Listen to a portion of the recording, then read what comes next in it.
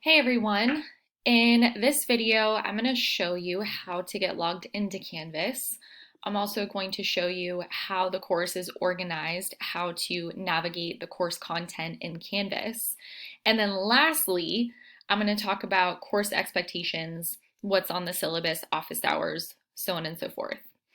So first thing that you need to do is get logged into Canvas. A lot of you guys spent a little too much time on Canvas last semester, if you feel the same way that I do. But maybe this is your very first class at RCC. So just a heads up, you're going to use your RCC email to get logged into Canvas. And then your password, if you've never logged into Canvas before, is just new student. Okay, so you want to be sure to change that password once you get in because I don't know, maybe somebody wants to hack into your Canvas account and do your math homework for you. Just for privacy reasons, it'd be a good idea to change your password. So I'm going to click log in. And the very first thing that you're going to see once you log in is your dashboard. All of the courses that you are enrolled in appear on your dashboard, and all of the assignments that you have due this upcoming week will appear right here on the right-hand side. And you can click view calendar if you want to see what the month looks like or next month, so on and so forth. Okay, so you're going to locate your course. I have yet to publish your course on Canvas. It looks a little bit different for me than it will for you, but your American politics course should be really easy to spot because, you know, there's an American flag that I put up on the course for you. So then you are going to come to the home page. The homepage has direct links to the syllabus, to modules, the gradebook, all that good stuff, but you can also use this menu here on the left-hand side to navigate the course. So I use modules to organize the course. You're going to see that the very first module that pops up is kind of like a getting started course resources module. So everything that you need to know about this class, you know, your syllabus, a link to the textbook, all of that stuff is in this module. And then you're going to notice that you have 2 modules that you need to complete each week. So this is a 16-week semester-long course mashed into just, you know, squeezed into 6 weeks. So there's quite a bit of content to cover. I still even then have cut back on the amount of content that I would normally cover during the semester. But every single week you have 2 modules to complete, except for, if we scroll all the way down, except for week 6, you only have 1 module to complete. So that's why it's labeled week 6 rather than week 6A, B, that good stuff. And that's because you have a project that's due at the end of that 6th week. Okay, 6th week, sorry. Okay, let's scroll back up. I want to show you how to navigate through the content that is in the module. A couple of you guys have emailed me about the textbook for this course. I don't require that you buy a textbook. The textbook is free and it is available to you online. What's really cool though is I've already broken up the reading for you in each module. So instead of looking at the syllabus and trying to figure out what pages you need to read, you just need to read whatever content I have linked for you in the module. That's it. That's all you need to worry about. In addition to textbook readings, you're going to find links to articles from The Atlantic or the New York Times or whatever, maybe a podcast, maybe a video on YouTube. Just make sure you get through all of the content in the module. And then at the end of the module, you are either going to have a quiz to complete or you are going to have a reading response that is due in correspondence with that module. I'll talk about reading responses a little bit more in a second. But at the beginning of every single module, I have kind of an overview, like here's, you know, what you're going to learn about. And then I also have recorded a short video for you. Oh, looks like I need to deal with this. Okay, Normally there should be a video that pops up here. Once you watch this video, I should have fixed this problem. But if this shows up here, usually you can click directly on the link above, and you can go to the original source that I have shared with you. So here's my YouTube channel, and you can watch the video lecture directly here on the YouTube platform instead of having to watch it on the Canvas platform. That's true for all of the content in the modules. This is what the OpenStax textbook looks like. You'll notice that, as I said before, it's free, and you want to be sure to click through this next button until you get to the end of section 1.1. Oh, I'm sorry, actually, you only have to read the page that is showing. So if you scroll through here, and if you click next, then you will get to section 1.3. At the end of the textbook reading as well, I have made available to you key terms from the textbook, as well as PowerPoints, summaries, so on and so forth. Okay, but then you'll notice as I continue clicking through this, now that I'm done with the summary and the PowerPoint,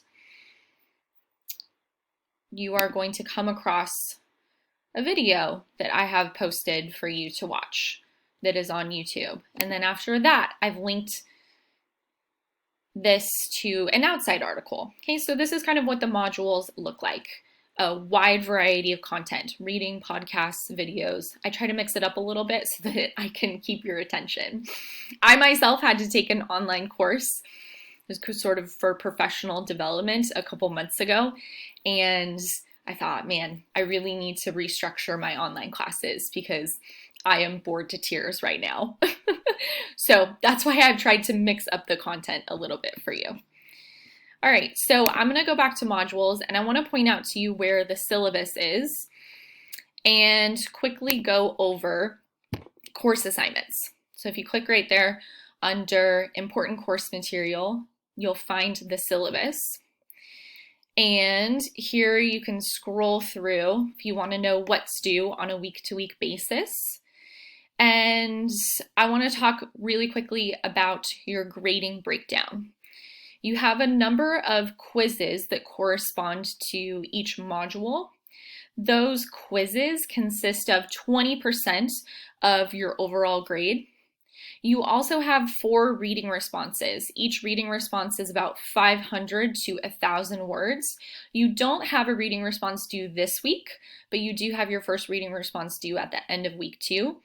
In the important course material module, there's another video on reading responses. So I'm not going to talk too extensively about reading responses here, but if you want to know what's expected of you, you can check that video out. Maybe you even want to get ahead on your reading responses. I don't know. And then lastly, you have a civic engagement project at the end of the semester. I'm going to have you either create a website, a podcast, a 10-minute video. Whatever medium you want to use is going to be up to you, but you're going to create kind of a civic engagement guide for other students. And this project is going to be largely informed by the Black Lives Matter movement, the George Floyd protests and rallies that are going on right now. I will talk more about this later. I will post an additional video about this. You don't need to worry about that project right now. What you need to worry about for this week is, I'm going to go back to modules, is you need to sort through all of this material in the Getting Started Course Resources module. You need to take the syllabus quiz. This is the only discussion post you're going to do the entire semester. If you've taken a lot of online classes before, you've probably done a lot of discussion posts.